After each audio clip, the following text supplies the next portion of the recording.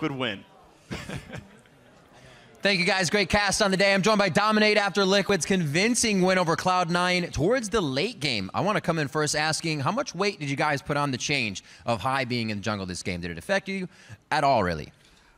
We actually thought that the team might perform better. Whenever you get a new member, you kind of have a new air of confidence about you up until you play on stage. So I think that really showed through this game. They seemed really decisive, which was different than when we played them earlier. Before, they seemed like they were making split calls and stuff like that. But this game, I felt like they were really good about all committing to the same team fight and stuff like that. So I think that that's really High's influence in the team.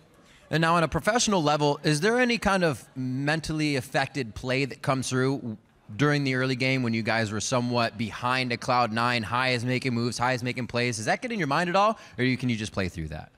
We just have to play through it. They have a lot of split pressure on us because they had Rek'Sai TF and they have a Fizz with TP. So it's really hard for us to react to their moves in the early game because at any time if we pressure a side lane, they could have 2 more people there with the Rek'Sai. The TF, if it's bot lane, they could have even 3 more people there, which is kind of what happened in the first team fight that caught us off guard. So it was kind of hard for us to deal with all the split pressure, and they were playing it really intelligently in the early game. So it was definitely a tough game. All right, Dom, week 4 was a bit of a falter. We saw the TSM and Dig games not go your way. Tomorrow's game of the week is Dignitas versus Team Liquid. What have you guys kind of done to right the wrongs in those late game fights that really didn't go your way? I think that those late game fights were things that would only happen once. We talked about what we could do better, and we have a little bit of a better mind about us, I guess, as Peter would say. So when we get to the team fights in the late game, I think that we should do better than before. And I think this game was kind of one-off late game team fighting. So I think we've made progress in that respect. Oh, progress indeed. You guys have a great record coming into this season. Congrats on the win. Definitely get the handshake in there. We're going to throw it over to the analyst desk to get that game broken down. Thank you, Riv, and right there, Dominate, giving some props to High, making the assessment that he had the kind of influence we were expecting in terms of making more decisive calls and really orchestrating the team, pointing them in a very specific direction. Thoughts, though, on how he did perform in the jungle? Yeah. On this first showing on the stage? I think it was super mixed. They manipulated the lane swap very well. Team Liquid also messed up the lane swap a bit, which was the biggest reason for the early game discrepancy. And then I think the rust ended up showing through the rest of the game. The late game team fights were actually off of some bad Baron calls. And whatever happens when you're picking up a new role, yes, he made Cloud9 much more decisive. But the weaknesses that we expected were the weaknesses that were there. His Rek'Sai was not good in team fights whatsoever. He didn't really seem like he knew where to go or what he wanted to do, which is going to happen because he's not a Rek'Sai player. He's not a jungler. Right. So that's one of the big things that happened this game. And I think a big thing, too, is this is a high execution team composition against a team fight comp. You're we have to split push and orchestrate a split push exactly right or it's not going to work out. And if they team fight us and they have all the tools to do so with an Annie and Righteous Glory, we're pretty screwed.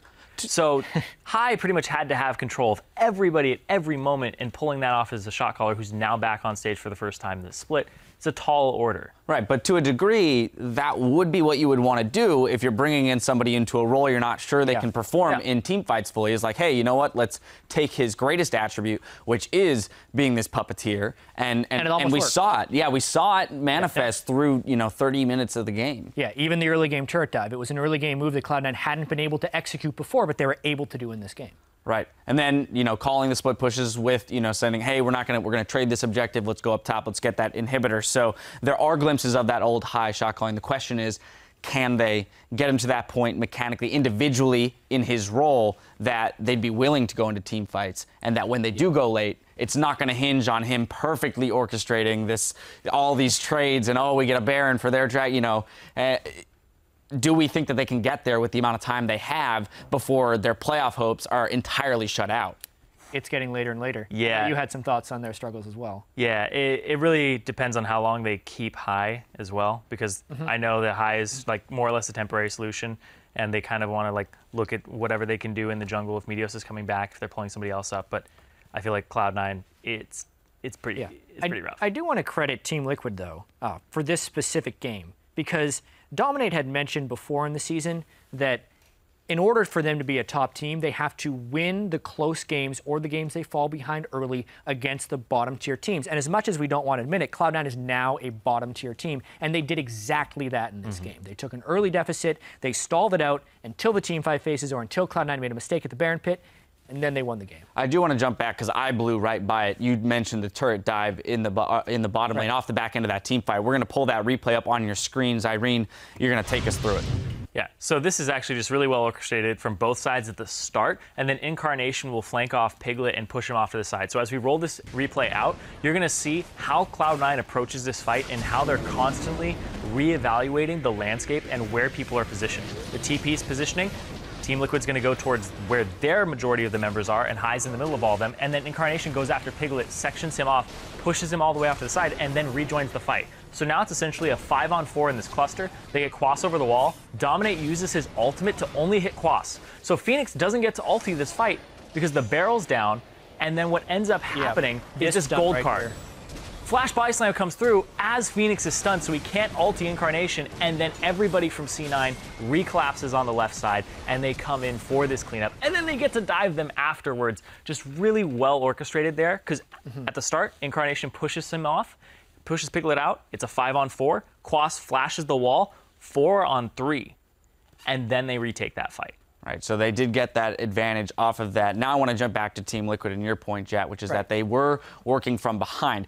My concern with Team Liquid, though, here is that they are playing incredibly gun-shy after a couple late-game errors in the past that have cost them games. And this is going to plague them for a while, possibly. Yeah. Well, we'll hit this somewhat quick, but there were moments in that game twice where they could have easily, in my opinion, ended the game.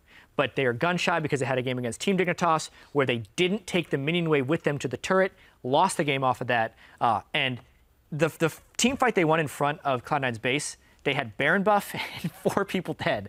And for 20 seconds on the death timer. And they said, yeah, sure, let's go back to base. And that could have costed them against a better team. Exactly. So we'll have to see if this victory here will at least, get them back up out of the gutters in terms of whether or not they think they can close out games. We've still got more league action set to hit your browser, continuing with the battle for second place between Counter Logic Gaming and Gravity. The North American LCS continues after this.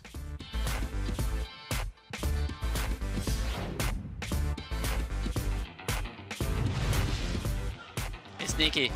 Yo. Hey, do you guys all have your runes? Shooting for the stars, right, man? Yeah, bro. Shooting for the stars. Yeah, bro. Let's do it. Legit. Shooting for the stars. I think I'm here to lose, man. Trapped inside. But they go early. Lemonation doesn't have an ultimate. He just goes in. I'm taking. One more. Yo, you have courage. You got it, Sneaky. Nice. The fight continues. They turn right back around. One picked up. Piglet on the chase. Misses the Q, but he's gonna get the double kill. Yes, he will. Cloud9 in a 4v5. Balls knocked up in the back line. Sneaky's gonna go down as well. What a great fight. Team Liquid got a triple kill on the Phoenix. Wait. Be here. Coming. Okay. Help him. I ulted Fizz in. Fizz. Kill Fizz. Fizz. Yep. Shooting is up. On TF. We can end off that. In favor of Team Liquid. Here comes the dive. Here comes the chase. Piglet gets another. Kill goes over to the Gragas. Triple kill for I Will Dominate. Team Liquid improved yet again, beating up Cloud9.